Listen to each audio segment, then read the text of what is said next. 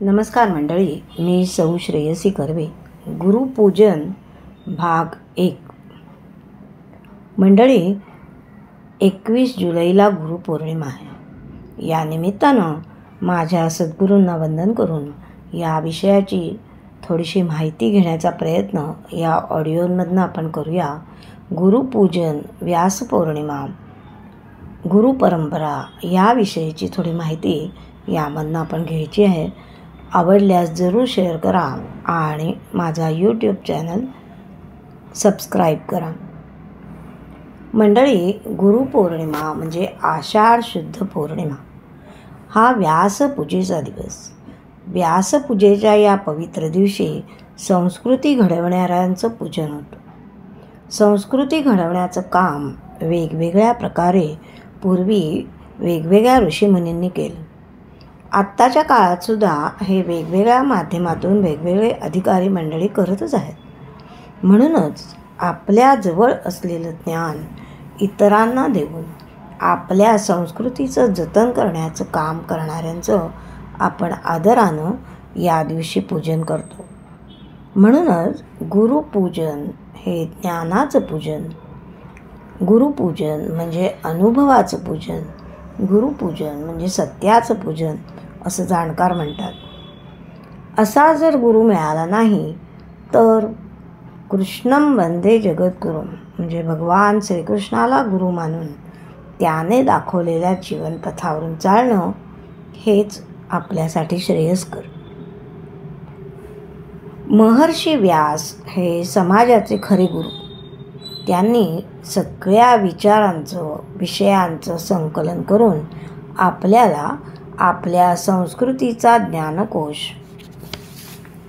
असा महाभारत हा ग्रंथ दिला, ज्याला पंचमवेद असं म्हणतात. भारत हा पंचमो वेद म्हणजे 5व्या वेदाची उपमा या ग्रंथाला प्राप्त झालेली आहे.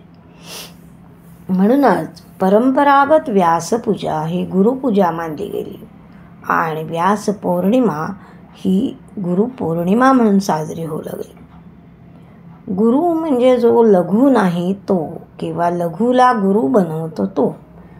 जीवनाला मनाच्या ताब्यात जाऊ देतो तो लघु आणि मनाचा स्वामी होतो तो गुरु.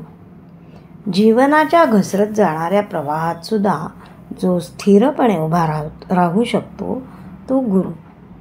अज्ञानाचा अंधकार निवारण्यासाठी ज्ञानाची ज्योत पेटवणारा तो गुरु. गुरुबद्दलच्या कृतज्ञतेनं ज्याचं हृदय भरून आलेलं आहे अशा कुणा कृतज्ञ मानवानं म्हटलं आहे, गुरुः ब्रह्मा गुरुर्विष्णू गुरुर्देवो महेश्वरः गुरुः साक्षात परब्रह्म तस्मै श्री गुरवे नमः. आपल्या भारतामध्ये गुरुपरंपरा फार पूर्वीच्या काळापासून चालत आलेली आहे. मी कुणाचा तरी आहे ही आपलेपणाची भावना त्यामध्ये आहे. त्या भावनेमध्ये कृतज्ञता आहे. जनकाचे गुरु याज्ञवल्क्य होते आणि जनक हे शुक्राचार्यांचे गुरु होते. सांदीपनींचा शिष्य म्हणून घेण्यामध्ये कृष्णसुदामा गौरव मानत होते, तर विश्वामित्राची सेवा करण्यामध्ये राम लक्ष्मण कधीच थकत नव्हते. उपमन्यू आणि आरुणी यांना धौम्य ऋषी गुरु म्हणून लाभले याबद्दल ते स्वतःला धन्य समजत असत. तर द्रोणाचार्यांच्याबद्दल अर्जुनाच्या मनामध्ये असाच नाजूक भाव होता. शुक्राचार्यांपासून संजीवनी विद्या प्राप्त करणाऱ्या कचाची गुरुभक्ती, त्याची ज्ञाननिष्ठा आजही आपल्याला नतमस्तक करते. पाश्चात्य देशामध्ये ही गुरुपरंपरा अतिशय श्रेष्ठ मानलेली आहे. मी अमुक एकाचा शिष्य असं मानण्यामध्ये तीही मंडळी आपल्याला धन्य मानतात, स्वतःला धन्य मानतात. मी सॉक्रेटिसचा शिष्य आहे असं म्हणण्यामध्ये प्लेटो स्वतःला कृतकृत्य समजतो, तर प्लेटो हा माझा गुरु आहे असं समजण्यात अरिस्टॉटल स्वतःचे जीवन धन्य समजतो. आपल्या भारतीय शिक्षण पद्धतीतसुद्धा गुरुला असाधारण महत्त्व आहे. गुरु हा शिष्याचा आध्यात्मिक पिता मानला गेलेला आहे. ही आध्यात्मिक पितृत्वाची कल्पना अथर्ववेद, सूत्र, स्मृतिग्रंथ या सर्व ठिकाणी आढळते. अज्ञानाच्या अंधकारामधून ज्ञानाच्या प्रकाशात नेणारा म्हणून त्याचं महत्त्व विशेष. गुरु वाचून विद्येत प्रावीण्य मिळणे शक्य नाही, अशी भारतीय शिक्षण पद्धतीची धारणा आहे.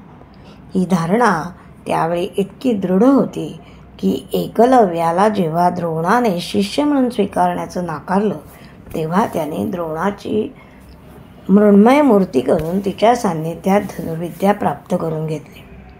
आपल्या भारतीय संस्कृतीने गुरुमध्ये कळसरूप अशा सद्गुरूला नेहमी पूजलं आहे.